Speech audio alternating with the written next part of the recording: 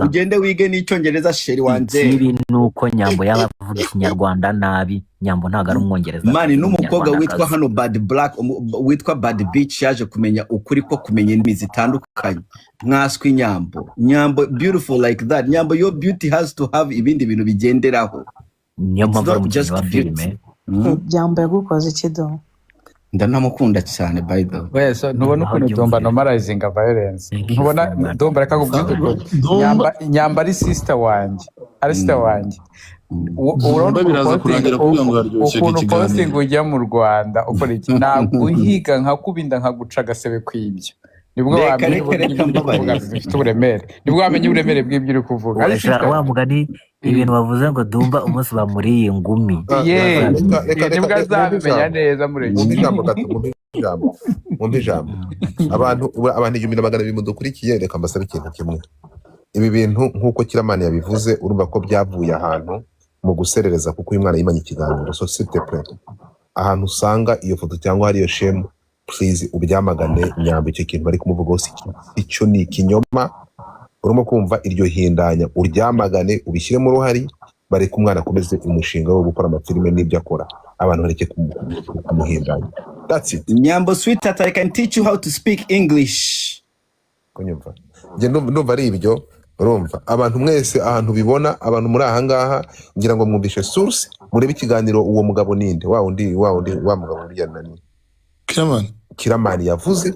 Niba ariyo source yabyo mwese ahantu mubona, kuko hano hari koshodera fore nyinshi batitaye ku ngaruka bizugera.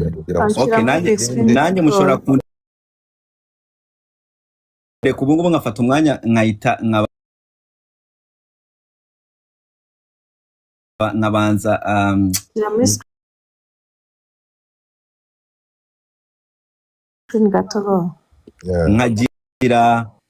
nkavugira umuntu wanje.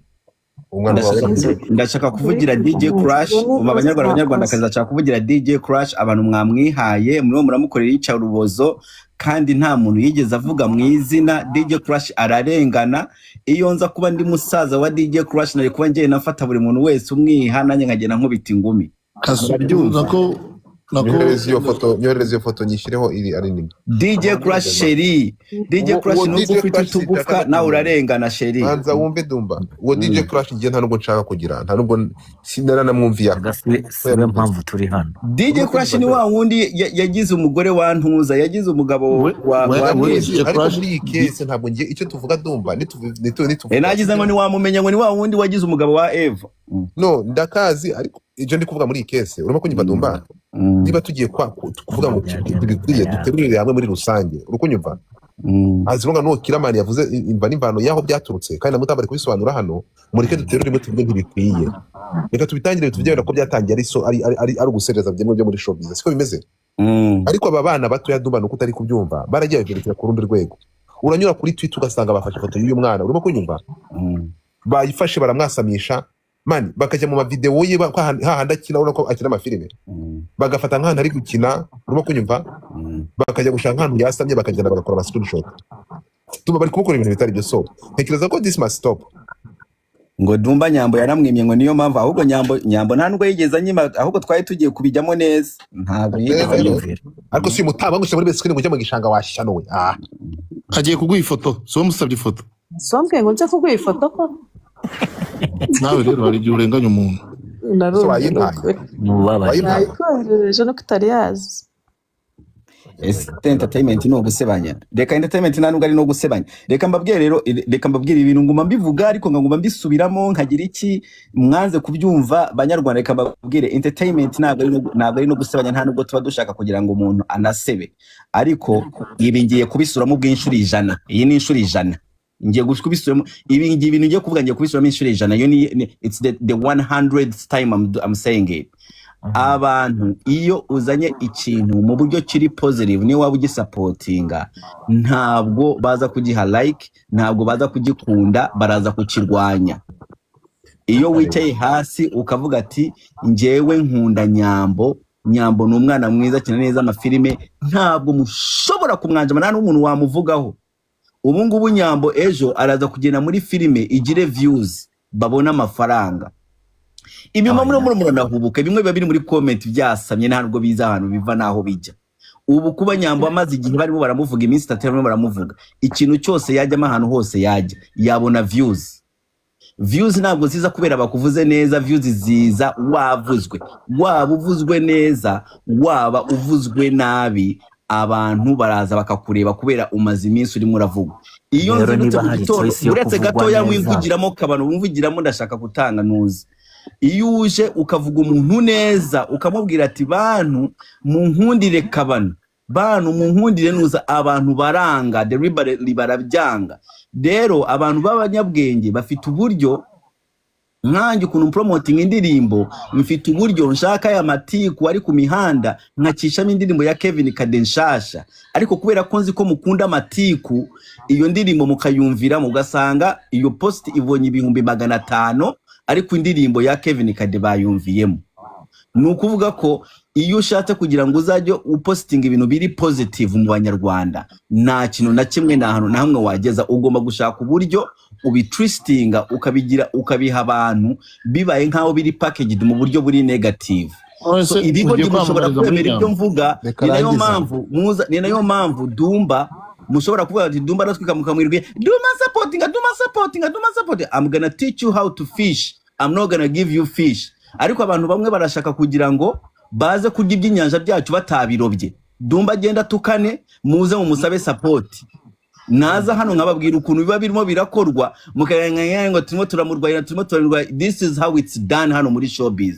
It's done like that, kandi ntabwo tuba tugambiriye nabi. Dumba nyumva rero urimo kunyumva? Yes. Iyo showbiz irakagenda ihere, reka ngusobanurire. Urabizi ko ari wo muntu wa mbere abantu urabizi ko ari wo muntu wa mbere ukora ibi. Ntabwo ariko mbikora, reka nari ikintu tumva. Nibuza hano this weekend ukaba urimo uravuga ngo kandi ngo nuza yagize gutya, next weekend ukaza ugacenginga, ufite side yuriya, ufite side y'uyu. Jewe ntabwo, by the way, murabana igihumbi ariko hano ntabwo mvuganamo n'ibigoryi bisigara bitamenya, ariko umunyabwenge ni wo bayotse yagiye, ni wo bari batara. Uyoke wumve hano manzi unyumve gato. Umunyabwenge aba yayotse ibintu mba nimo ndavuga, ibigoryi bisigara bo birimo birasakuza. Dumba reka nze abo banyabwenge bumve, ariko ndashaka gusobanura abanyabwenge baba babyumvisha ukuntu ibintu bikorwa. Ntabwo rero Nyambo ari different from anyone else we talk about. Nyambo is just the same as everyone else. Dumba uzi impamvu uri kumuca mu ijambo? Impamvu ari kuguca mu ijambo, he's legislating every mutinge wongere kumvugiramo ndahita nkumanura. Mwaretse nkavuga igihe nende gusaba ijambo. Dumba ari kumutumva. Abantu banga umuntu haza kuvugiramo uri kuvuga gahita kwambura ijambo bro. Saba bagwaye gift se sibo bawazanye ngo bagwaye gift. Twumvikane. Hari ikintu mutari kumva, ntabwo abantu banga uburyo baganiramo. Uzi ko umuntu azagahita akajya gukata mu ijambo, ntabwo ashaka ngo urangize kuvuga. Kandi at least tugerageze kumenya kuganira nabyo ko bisaba imataringa. So tugende gatoya. Icyo mvuga ni iki ngiki twumvikane. Murareba uruhande rumwe, mukumva uruhande rwo gutwika, ariko ntabwo tuza kureba side effect, n'ingaruka ibintu bigira ku bantu. Tuza abantu, aba bantu iyi nzira mwafashe ngo yo gutwika mukoresheje negativity cyangwa kubaga abantu, turi kumwe. Ariko noneho ntabwo dusubira inyuma ngo turebe ngo ubuzima bw'abantu bwaje kwendinga up gute nyuma yo kubona izo views. Turi kumwe.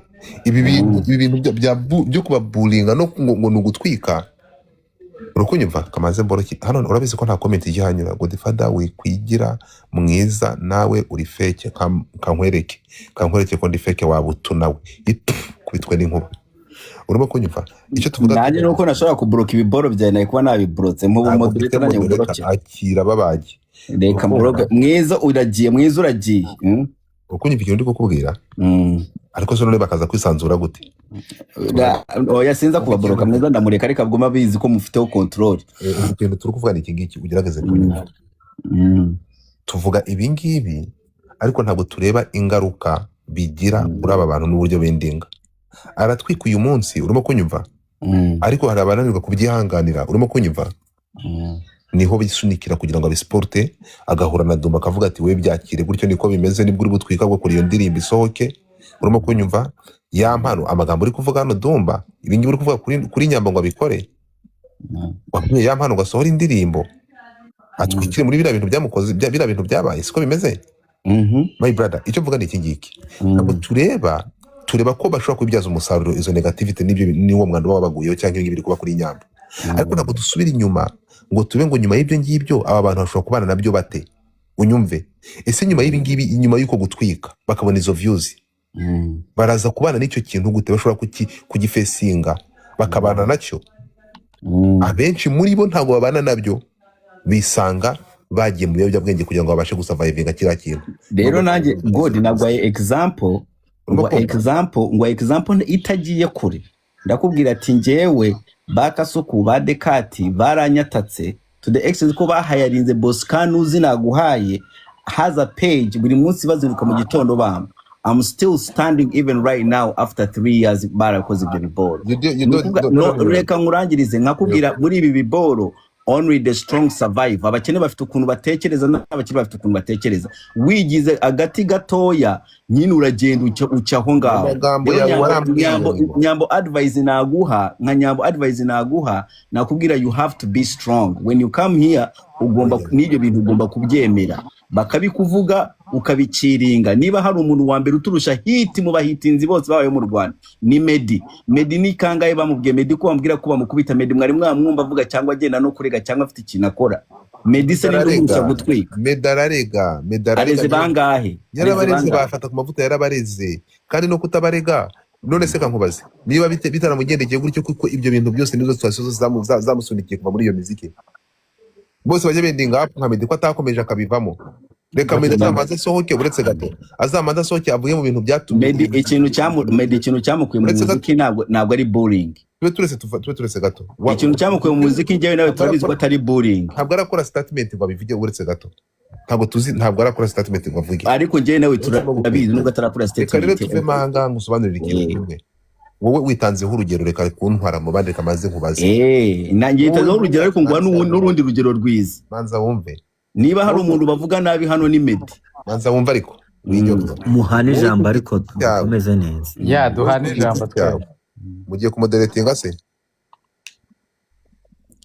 ndumva wowe ku giti cyawe urimo kunyumva wanyibwiriye ko uyu nguyu urimo kunyumva ntabwo yari wowe you took this image because you was defending yourself nguki you took this image wambaye uyu munsi urimo kumva yo gufata umuntu ukamushyira ukamushishimura warabikorewe uretse gato warabikorewe nyuma yo kubikorerwa usanga nta yindi ntwaro ugomba kurwanisha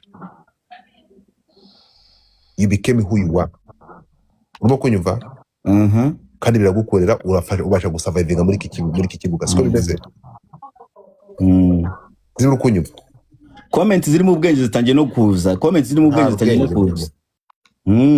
ziri kubyumva so nkavuga ngo ntabwo abantu bose bagomba kuba gutyo ngo bahindure personality yabo kugira ngo babashe gufata iyo industry izatu umuntu ahindura personality yo kugira ngo abashe gusurvivinga amangane ni industry ki ntabwo ari byo Dumba ugerageze imbaraga za Dumba zo gusurvivinga hano ari uko nawe abanje kwambara ibyuma nk'ibyo mu bagiriki mu ntambara za kera akaza agakucurana nk'abandi urimo kunyumva Boscan akaza ukamufesinga ukamuturitsa ukoresheje intwaro yakoresheje urimo kunyumva yo kudaceceka ntabwo izo ntwaro ariko Nyambo azazikoresha siko bimeze by the most of times ntabwo najyaga nsubizanya n'abantu urakoze cyane ntabwo najyaga nsubizanya now I will never tell Nyambo kugira ngo agende hari ahagarara agenda asubiza abantu ababwire ngo ngo nanjye you keep quiet and then ukamenya ko abantu bazagutera amabuye baguteresheje niyo ugomba gukoresha for the good ubundi showbiz nuko imeze urumva abantu baba batandukanye Dumba iyo nama iri personal iyo nama ni ibintu wabwira Nyambo ariko ntabwo ari ikintu washishikariza society ngo dukomeze gutyo utuburinga abantu ejo hazaza uyindi nawe bamuvuga ibindi yego mu ishyamba nyine the strongest will survive ariko ntabwo ari ibintu twashishikariza abantu ngo mujye muburinga abantu ikindi kintu ofete iyo mufashe side icyo nabonye mwebwe iyo mufashe side mureka no kumva ibintu umuntu arimo aravuga ntabwo nta na rimwe nari bwaze hano ngo cyangwa kuva natangira kuvuga sindavuga ko nishigikiye abantu gutuka Nyambo. Iryo jambo ntabwo riramvamo, niyo wa recordinga ntiwaryumvamo, ahubwo icyo mvuga Nyambo areke kwiriza siwe wenyine bavuze. nubwo ndimo ndamagana abantu barimo baramuvuga nabi cyangwa barimo baramwandagaza, ariko we areke kwiriza, mureke no kumugera nk'umuntu ngo yewe ngo nibwo bwa mbere bavuze ngo niki reka siko bigenda. N'ibindi nasobanuriyeho byagendeyeho, ushaka bivange yumve point yanjye on a bigger picture, otherwise ntabwo nibwo namamaza gutuka Nyambo. Godfa point ikintu gihari Dumba ntagiye kukumva, niba utangiye kugaruka gutyo ntagiye kukumva. Ariko yo side ya Dumba turi kuyumva kabisa. Dumba utangiye kuganira neza, niba uvuga ati ibyakorewe Nyambo simbishyigikiye simbyemera, ariko Nyambo ntiwimanike mu kagozi cyangwa nuko nibyo nimo navuga kunyumva. You have to say like that, kubikora mbere. Ariko oya mwebwe ntabwo ari byo muravuga. Ibyo bintu by'amaboko muravuga ati Nyambo mumureke. Yes, society ni mureke. Ariko we nahanganye n'ibyo nimo navuga. Ngiye ntabwo nimo navuga ngo ntabwo ndi hano to feel sorry for Nyambo. I'm not feeling sorry for Nyambo. Reka. Just abantu ndababwira muri ibyo bintu mubireke, ntabwo tubishegere if you don't feel sorry for her, why would you tell them to stop? Ibi bintu wa mugani muri comment barakora ati ibi bintu Dumba yabivuze. Dumba, one question. If you don't feel sorry for Nyambo, why would you ask people to stop that? Kubera ntabwo mishyigikiye niba utabishyigikiye umvase ntabwo wumvishe ibyo mvuze. Nabyumvise cyane. Muri rusange kabano sinashaka ko umuntu yaza hano agatangira kugutuka. Yego. Urumva, ariko kubera ushobora kuba uri muri showbiz baramutse bagututse ejo sinagewe umuntu waza nkakubwira ati kabano ngo genda ubarege. Ese niba uretse gato ibyo kwataka abantu cyangwa kwinjira mu buzima bw'abantu niba ari byo bigize iyo showbiz, ikindi kintu navuze abantu bafunzwe bafungiwe iki? Yegora. Niba ari ibisanzwe muri showbiz bikenewe bigomba gukora kugira ngo abantu bikoreshe ibintu byabo bigende, abafunzwe bafungiwe iki? Bafunzwe kubera bajya bakora ibintu bamenye uko babikora, ugasanga barengereye bagiye mu cyaha. Ibi ngibi biri gukorerwa Nyambo harimo kurengera, ni ibisanzwe cyane. Ndi kubaza ndabona nta kurengera kwari kwajyamo. Ikindi kintu gihari kuri njyewe personally ndabona gukorerwa Nyambo nta kurengera kurajyamo. Ikindi kintu gihari ababloga n'abanyamakuru batari professional bigishije abanyarwanda gukunda ibintu bibi gusa, kubera icyo udashobora kuvuga ikintu cyiza ku muntu ngo abone support. Abo ngabo ushatse kuvuga ni bande batari professional wowe? Abafunze n'abandi bavuga hanyuma tubwire abari professional hanyuma n'abatari professional, hanyuma badutandukanye. Godfather wa mbere ntabwo ari professional. Aba professional turahangaha twamagana ikintu kibi. Uretse gato urumva bize gute ninda wagushyize muri icyo kintu ninda wagushyize muri icyo cyiciro cy'ababloga. Ntabwo ko ndi umublog, ariko ndi hano kuri pano yawe, ndi kuri platform yawe. Rero niba ndi kuri platform yawe ntabwo uri wenyine, turi kumwe. Umubloga ntabwo uri umubloga. None se ubu ngubu urimo uravuga wenyine ntituri gufatanya? Ntabwo kubona nimusubiranemo ntawe usubiranamo n'undi turimo turaganira.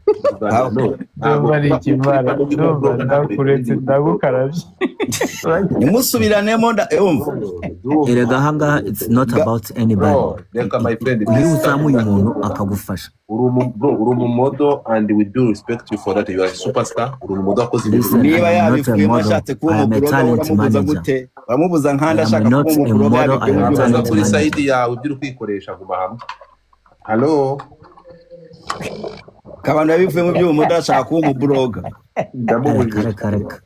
Ariko hagati aho hari umuntu uri kugona pe natubabari. Kuraho Njuga, ako Njuga ndamwishoboreye reka mukureho.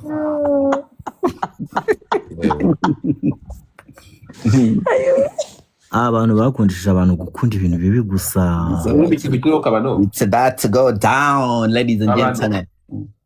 My friend, kuba umubroga biravuna, ntabwo umuntu abyuka mu gitondo ngo asange yabaye umubroga. Ntabwo ni ibintu ni kariyeri ariyo yose iravuna.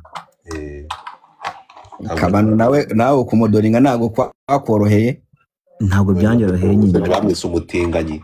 Erega nta ntuza nk'ubu Kabano nawe atangire kwiriza ngo bamwise umutinganyi natwe turi hano twicaye batwita abatinganyi. It's the same attitude rero Kabano. It's the same attitude Nyambo mashaka. Niyo attitude mashaka ko Nyambagira nawe.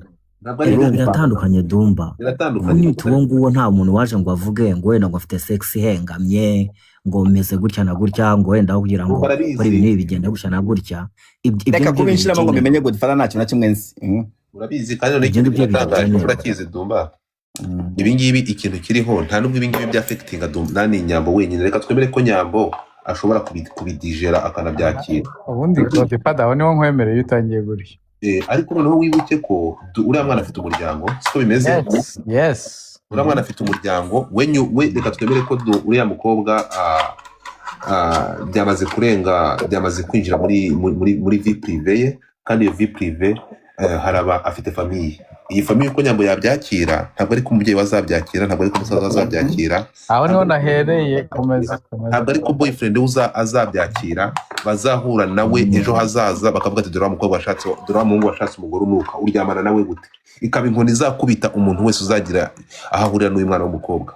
So ntabwo ntegereza rero ko Nyambo ashobora kwemera icyo kintu ngo kize kandi gishobora ku affectinga ukidashobora kuma affectinga wenyine.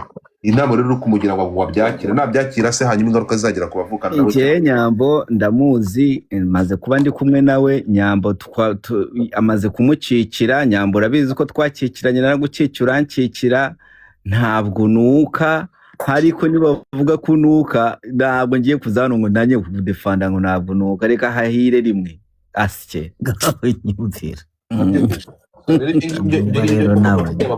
Dumba akamubwira sibyo buri gaco buri gihugu n'umuco wacyo siko bimeze. Dumba this stuff ubivuze muri Nigeria ukayivuga muri Tanzania siko bimeze. Ntabwo nta kibazo byatera sibyo, harashya hagashya. Ibi bivuze Bugande harashya, amashusho ya gashu ya Sheila aja hanze, kampani zikamushaka kamamaza siko bimeze. Yampana amashusho yajya hanze, kampani zamuhaye akazi zikazibaringa contract. Sizi muri kubyumva. Yamana ntabwo yamenye kubikoresha. Manza wumve uko ari kubikoresha kose. Ndumva ndashaka unyumve siko bimeze. Yewe ngiye kubatera hanze example bwanjye mbere ku tuntu nikorera. Buretse gato ya Dumba umbabarire nyumve kandi abizi nutabyirangageza urabyumva. Sheila Kashumba ashyira amashusho yanze, urimo kunyumva. Desire Uzinda amashusho yajya hanze, David akamuririmba mu ndirimbo. Ashima ubwambure bwe n'uburanga bw'ukuntu ateye neza siko bimeze. Urumva ko biri normal. Ya mpano amashusho yajya hanze, ama contract yose agahagarikwa, nkabona na message zivuye mu muryango wa RPF avuga ko yataye umuco ibyakoze ari ishyano. Ama company agahita abanega contract bari bafitanye. Ibugande buretse gato. Ibugande uburyo waba ukomeyemo bwose siko bimeze, ubwamamare waba ufitemo bwose urimo kunyumva. Ntabwo wagenda ngo ujye kuvuga ku bwami bwa Buganda ubwatake cyangwa uburyo bwo kushaka. You are in trouble. Uko waba umeze kose birakugiraho ingaruka, and you know that. Sizi buri kubyumva. So rero buri gihugu kiba gifite umucyo. Ndi kubyumva ariko gusa sinibaza ko bizi neza cyane kundusha. Rero ndabyihorera neza gato ya mbizi wo kubizi neza kundusha kuko nyine ufite ubumenyi bwinshi kundusha kuri ibyo azuro nk'ibyo ntabwo tuza no kubijyamo tubyihorere ko ntabwo tubijyamo. Ariko icyo ngerageje kukubwira at least ndi kugwa example nubwo naba nayifitemo no natangira kuvuga ibintu by'Imasisi ngo ntangire kubimenya cyane kukurusha. Imasisi wo kutarakanagaza n'ikirage ko nabaye Bugande wagiye gake. Imasisi ndi wakubwiye cyane nge navukiye ko navukiye muri Kongo, nindi wakubwiye ko narakandagira muri Masisi. Uretse gatuvuze ngo iki nge navukiye Kongo. Dumba amashyo amashongori Nyamunsi arabizi. Gira abana gira abana du igira umugabo nawe ntabwo yarenzaho. ariko ni wacu turabivuga. Erika Semungu nguwo muri comment. Amashara ya Kongo wamakanya gato natwe bakonyine turayavuga. Kongo barayavuga nayo. Amasho ni iwacu sha iwacu imasisi n'amashi. Ni Ikinyarwanda abanyamasizi bavuga Ikinyarwanda cyuzuye man. Twebwe Semungu cyamuri kwese niko tuvuga Ikinyarwanda cy'umwimerere. Ikinyarwanda cyuzuye.